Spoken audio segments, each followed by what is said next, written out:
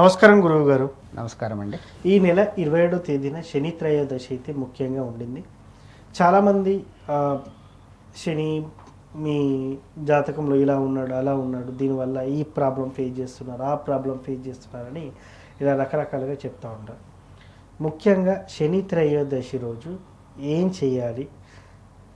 జాతకంలో శని అనుకూలంగా లేనప్పుడు, మనకు నిజంగానే ఇలాంటి శని ప్రభావం ఉన్నప్పుడు ఏ పరిహారం చేస్తే శని త్రయోదశి రోజున ఫలితం ఉంటుంది అనేది ఒక ప్రశ్న. చాలామంది ఇంకోటి కూడా అంటారు, శని త్రయోదశి రోజున మాత్రమే చేస్తే ఫలితం ఉంటుందా అని. మీరేం చెప్తారు? శ్రీ హనుమతే నమః. శనివారం నాడు త్రయోదశితో కూడినటువంటి శనివారాన్ని శని త్రయోదశి అంటారు. ఇప్పుడు వచ్చేటటువంటి శని త్రయోదశి విశేషంగా అనురాధ నక్షత్రంతో కూడి ఉందండి. ఓకే, అద్భుతమైనటువంటి విషయం ఉంటుంది.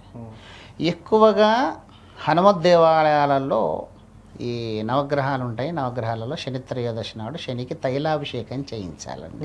ఖచ్చితంగా నూనెతో అభిషేకం చేయించడం వల్ల శని శాంతపడతాడు. ఎందుకు ఆయనకు తైలాభిషేకం చేయించాలి అంటే, అది హనుమంతుల వారు శనేశ్వరుడికి ఇచ్చిన వ్రతము అని మనము చాలా చోట్ల మనం తెలుసుకున్నాం. హనుమంతుల వారిని పట్టి పీడిద్దాం అనుకున్నప్పుడు హనుమంతుల వారు తోకేసి శనేశ్వరుని లాక్కుంటూ వెళ్తున్నప్పుడు శరీరం నిండా గాయాలైనప్పుడు ఆ గాయాలన్నింటినీ మాన్పించుకోవడానికి శని నువ్వుల నూనె ఒంటికి పులుముకున్నట్టుగా శాస్త్రం చెబుతోంది. కాబట్టి శనేశ్వరునికి నూనెతో అభిషేకం, నువ్వుల నూనెతో అభిషేకం చేయడం వల్ల శనిగ్రహ దోషం ఏదైతే ఉంటుందో అది పోతుంది. అలాగే హనుమంతుల వారిని సేవించడం వల్ల కూడా శనికి సంబంధించినటువంటి దోషం ఏదైనా ఉన్నా కూడా పోతుంది. అలాగే అర్ధాష్టకం కానివ్వండి, సాడేసాత్ కానివ్వండి, ఇవన్నీ చేయడం వల్ల కూడా శనికి సంబంధించినటువంటి దోషపీడ పరిహారం మనం చేసుకోవచ్చు. శనికి సంబంధించినటువంటి జపం 19,000 సంఖ్య శని జపం ఉంటుంది. ఆ శని జపం చేయించి నల్ల రంగు నువ్వులు, నీలిరంగు లేదా నలుపు రంగు వస్త్రాన్ని దేవాలయంలో బెల్లంతో కలిపి గనక మనం దానం చేస్తే కూడా శనికి సంబంధించినటువంటి దోషపీడ పరిహారం జరుగుతుంది. అలాగే శనివారం నాడు అన్నం వండిన తర్వాత మొట్టమొదటి ముద్ద తీసి దాంట్లో నువ్వులు కలిపి ఒక చిన్న పిడిచలాగా చేసి కాకికి గనక పెట్టినట్టయితే శనికి సంబంధించిన దోషం ఏదైనా ఉన్నా కూడా పోతుంది. నువ్వులు బెల్లము కలిపి శనికి నైవేద్యం పెట్టడం వల్ల కూడా శనికి సంబంధించిన దోషం పోతుంది. ఆంజనేయ స్వామి వారికి కానీ వెంకటేశ్వర స్వామి వారికి కానీ ఏవైనా సేవలు చేసినట్టయితే శనికి సంబంధించిన దోషం పోతుంది. తిలాహోమం చేయించినా కూడా నువ్వులు బెల్లంతో కలిపి శనేశ్వర మూల మంత్రంతో తిలాహోమం చేయించినా కూడా శనికి సంబంధించినటువంటి దోషం పోతుంది. ముఖ్యంగా శనివారం నాడు వచ్చేటటువంటి శని త్రయోదశి రోజున గనక ఈ ప్రక్రియలలో ఏ ఒక్క ప్రక్రియ, రకరకాల మార్గాలు ఉంటాయండి. ఈ ఏ మార్గాన్ని మనం చేసినా కూడా శనికి సంబంధించిన దోషపీడ పరిహారాన్ని మనం చేసుకోవచ్చు. నువ్వుల నూనెతో, నీలిరంగు ఒత్తులతో లేదా నలుపు రంగు ఒత్తులతో శనేశ్వరుడి దగ్గర దీపం పెట్టచ్చు. నలుపు రంగు ఒత్తులు ఉంటాయండి. నువ్వుల నూనెతో నలుపు రంగు లేదా నీలిరంగు ఒత్తి వేసి పెట్టడం వల్ల కూడా ఇంకొక గొప్ప విషయం చెప్తానండి మీకు. శనిగ్రహము మనల్ని పట్టి పీడిస్తుంది అని మనం తెలుసుకోవడంలో మనం గ్రహించుకునేటటువంటి దాంట్లో ఒక కుక్కర్లో అన్నం వండుకున్నాము, నలుగురం మనం భోజనం చేస్తున్నాము. భోజనం చేసేటప్పుడు ఎవడికో ఒకటికి దవడ కిందికి రాయిస్తుంది, పంటి కింద రాయిస్తుంది. అందరికి కలిపి వండిన అన్నంలో ఎవడికో ఒకడికి వచ్చిందంటే ఒక్కసారి వాడి జాతకాన్ని మీరు పరిశీలించండి, ఎక్కడో ఒక చోట శని దోషం ఉంటుంది ఆయనకు.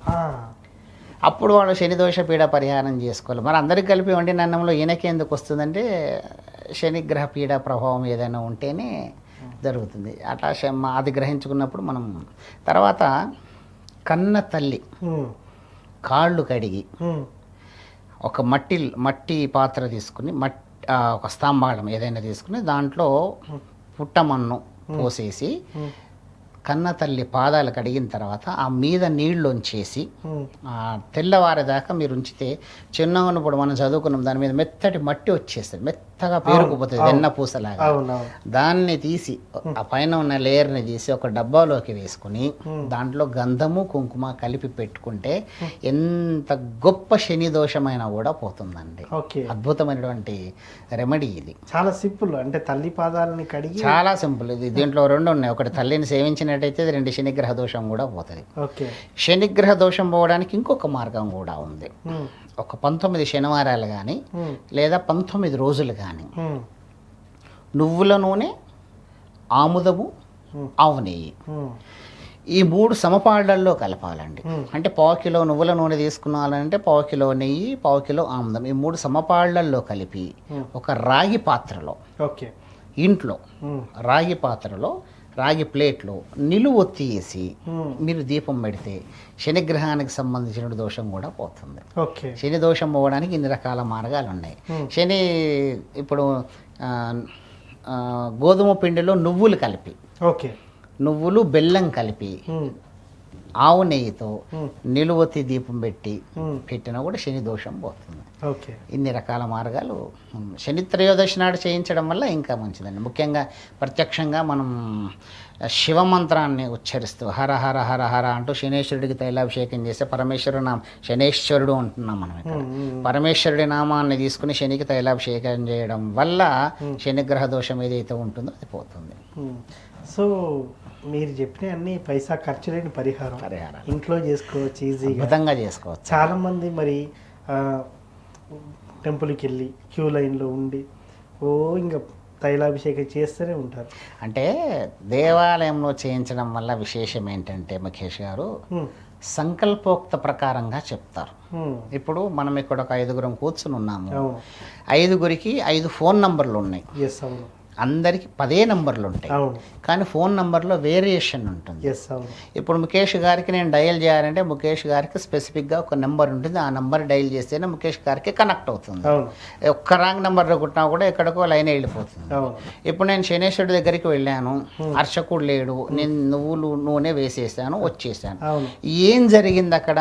ఇప్పుడు ముఖేష్ గారికి చదువు రాకపోయినా కూడా నేను ముఖేష్ గారికి ఉత్తరం రాయాలంటే ముఖేష్ గారి అడ్రస్ రాయాలి. ఖచ్చితంగా ముఖేష్ గారికి చదువు రాదు, నేను అడ్రస్ రాయంటే కుదరదు. ఓకే, అడ్రస్ రాస్తేనే ముఖేష్ గారికి లెటర్ చేరుతుంది. ఆయనకు చదువు రాకపోతే ఇంకొంచెం చదివించుకుంటాడు, కానీ అడ్రస్ లేకుండా ముఖేష్ గారికి ఉత్తరం చేరదు. అలాగే సంకల్పం అంటే అదే. తిథి వార నక్షత్ర యోగ కరణాలు చెప్పిన తర్వాత పలానా గోత్రంలో పుట్టినటువంటి ఆయన, పలానా పేరు కలిగినటువంటి ఆయన, శనిశ్చర గ్రహ దేవతా దోష పీడ పరిహార సిద్ధ్యర్థం శని తైలాభిషేకం నుంచి కరిష్య అని చెప్పేసి శనికి తైలాభిషేకం చేయిస్తున్నాడు అక్కడ. అంటే సంకల్పోక్త ప్రకారంగా ఇగో ఇవాళ శని త్రయోదశి నాడు ఓ శనీశ్వర భగవంతుడా పలానా గోత్రం కలిగిన వాడు నీ దగ్గరకు వచ్చే వాళ్ళ నీకు తైలాభిషేకం చేస్తున్నాడు సంకల్పోక్త ప్రకారంగా చెప్తున్నాడు కాబట్టి అడ్రస్ కరెక్ట్గా ఉంటుంది. భగవంతుడికి ఈ కుటుంబం వాడు నా దగ్గరకు వచ్చారనేటువంటి ఇన్ఫర్మేషన్ ఇవ్వడమే సంకల్పం. సంకల్పోక్త ప్రకారంగా చేస్తే మంచిది కాబట్టి దేవాలయానికి వెళ్ళి చేస్తున్నాం. సో ముఖ్యంగా అక్కడ ఖచ్చితంగా బ్రాహ్మణుడు ఉంటే ఆయనతో సంకల్పోక్త ప్రకారంగా చేయించుకోవాలంటారు. సో ఏదైనా ఉత్తమం అంటారు. మీరు చెప్పిన వాటిలో ఏది చేసుకున్నా కూడా ఉత్తమమేనండి. అయితే ఒకటి, ఇప్పుడు శ్రీరామ రామ రామ రామ అంటే పుణ్యం కలుగుతుందండి. ఎప్పుడు పుణ్యం కలుగుతుంది అని అంటే మనము ఓపిక ఉన్నప్పుడు, వయస్సు ఉన్నప్పుడు రామనామాన్ని జపించకుండా యజ్ఞయాగాది క్రతులు నిర్వహించేటువంటి శక్తి మన శరీరానికి ఉంది. నేను ఒక 4 గంటలు హోమం చేస్తున్నాను ముఖేష్ గారు, మీరు 4 గంటలు హోమం దగ్గర కూర్చొని అపోగను వేడిని భరించగలిగేటువంటి శక్తి ఉంది, వయస్సు ఉంది, చేయించేటటువంటి ఆర్థిక స్తోమత ఉంది, అన్ని రకాలుగా కూడా మీరు ఫిట్గా ఉండి నేను రామనామాన్ని జపిస్తానంటే మీకు పుణ్యం రాదండి. మీరు ఒక టీం లీడర్ అవ్వాలంటే ముందు టీంలో ఒకటిగా ఉండాలి. 10 మంది టీం ఉన్నారంటే 10 మందిలో మీరు ఒకడు, ఆ తర్వాత ఆ 10 మందిలోంచి ఒక్కడిని బయటికి తీసి ఒక లీడర్ని చేసిన మళ్ళీ మీ పైన ఇంకోటి ఉంటాడు. ఆ పైన దాకా వెళ్ళాలంటే మీ మీదే ఉన్న 10 మందిలో ఒక గ్రూప్లో మీరు పేరు సంపాదించుకుని పైకి వెళ్ళాలంటే మీరు భగవంతుడికి ఎన్నో సేవలు చేసి చేసి చేసి చేసి చేసి ఒకానొక వయసు వచ్చిన తర్వాత మీరు శరీర జవసత్వాలన్నీ ఒడిగిపోయినప్పుడు రామనామాన్ని లేదా కృష్ణనామాన్ని లేదా నరసింహనామాన్ని అప్పుడు జపించండి. అవ నాకు టైం లేదు నేను రామనామం జపిస్తాను అంటే కుదరదు. చేసేటువంటి శక్తి ఉన్నప్పుడు అన్ని కార్యక్రమాలు నిర్వహించినటువంటి కార్యక్రమాలన్నీ కూడా భగవంతుడికి తెలుసు. భగవంతుడు చూస్తూనే ఉంటాడు. మనం చేసేటువంటి ప్రతి పనిని మన ప్రకృతిలో మనం చేసేటువంటి ప్రతి పాపాన్ని ప్రతి పుణ్యాన్ని అంతరాత్మ, సూర్యుడు, చంద్రుడు, యమధర్మరాజు వీళ్ళు ఎప్పటికీ చూస్తూనే ఉంటారండి. మనకు తెలియకపోతుండొచ్చు, వీళ్ళందరూ మన మీద నిఘా పెట్టే ఉంటారు. ధర్మశాస్త్రమే చెప్తుంది వీళ్ళందరూ మనుషుల మీద పనిచేసే ఇంటెలిజెన్స్ అంటారు. ఇప్పుడు మన అంతరాత్మ సరే ఇవన్నీ పక్కన పెట్టండి, సూర్యుడు చంద్రుడు మనం చూస్తున్నాము, అన్నిటికన్నా ముందర మన అంతరాత్మ గురించి ఆలోచిద్దామండి. మన అంతరాత్మ మనల్ని ఎట్లా హెచ్చరిస్తుందో మీకు ఉదాహరణకి చెప్తాను నేను. మీరు లైసెన్స్ లేకుండా రోడ్డు మీద వెళ్తున్నారు అనుకోండి, ఎక్కడెవడో చంటి పొరుడు విజిలేసిండు. అవును. అది ట్రాఫిక్ కోడ్ అని మీకు ఆటోమేటిక్గా మీ శరీరంలో ఒక రకమైన ప్రకంపనలు వచ్చేస్తాయి. ఖచ్చితంగా ఎందుకు వస్తాయి అంటే నువ్వు తప్పు చేస్తున్నావు, నీ అంతరావతి నీ దగ్గర లైసెన్స్ లేదు, ట్రాఫిక్ కోడ్ పోలీసు విజిలేసిండు, నేను పట్టుకోవడం నీ మీద ఫైన్ వేస్తాడు. కట్టేది 1000 రూపాయలే, కానీ ఆ 1000 రూపాయలకు ఒక రకమైన వైబ్రేషన్ ఏదైతే ఉందంటే మన అంతరాత్మ మన హెచ్చరిస్తుంది, నువ్వు తప్పు చేస్తున్నావు. దీనికన్నా ఇంకా మీకు చక్కటి ఉదాహరణ అక్కర్లేదండి. మీకు అర్థమైపోయింది, నా దగ్గర లైసెన్స్ అది పట్టుకుంటాడు, నిజాన్ని దగ్గరికి వెళ్ళి చూస్తుంది. అదే మీ దగ్గర అన్ని కాగితాలు ఉన్నాయనుకోండి, మీరు చక్కగా పక్కకి పోయి నిలబడతారు, చూసుకుని నిలబడతారు. ఎందుకంటే yes I mean correct position, నా దగ్గర అన్ని డాక్యుమెంట్స్ ఉన్నాయి, నువ్వు ఏం అడిగినా నేను చూపెడతా అంటే అంత ధైర్యం ఎప్పుడు వస్తుంది అంటే మనం కరెక్ట్గా ఉన్నప్పుడు. అంటే మన అంతరాత్మ ఒకటి మనని పరిశీలిస్తుంది. ఇది ప్రాక్టికల్గా మనం అనుభవిస్తున్నది. సో నిజంగా సార్, శని త్రయోదశి రోజు అయితే చాలా సింపుల్ రెమెడీస్ చెప్పారు. అసలు నాకైతే చాలా బాగా అనిపించింది. ఎందుకంటే పైసా ఖర్చు లేని పరిహారం, అదేవిధంగా గుడికి వెళ్ళి చేసుకోవడం వల్ల కూడా ఎంతటి విశేషమైన ఫలితం వస్తుంది, ఎలాంటి ఫలితం ఉందని చాలా చక్కగా చెప్పున్నారు. ధన్యవాదాలు. నమస్కారం అండి.